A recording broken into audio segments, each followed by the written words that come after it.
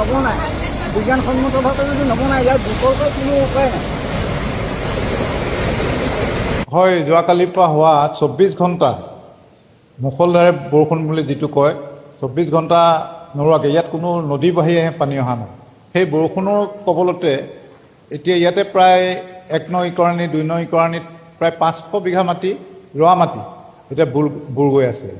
সেইখিনি হয়তো পানী যদি সোনকালে শুকাই দিবও পাৰে বা সেইখিনি কঠীয়া নষ্ট হ'ব পাৰে। তাকে আজি পৰিদৰ্শন কৰিছোঁ আৰু কিনোৱা যিবিলাক আমাৰ গাঁৱৰ কিছুমান ৰাস্তা থাকে মাটি, সেইবিলাকো বহুত সহায় নিছে।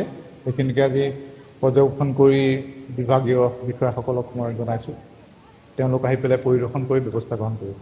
আৰু ৰাইজৰ কাৰণে এতিয়া খাদ্যৰ কাৰণে আমি ডিমাণ্ড দিয়া হৈছে, আহিব পশুধনৰ কাৰণে। এই গৰু ছাগলীবিলাকৰ বহুত দিগদাৰ হৈছে।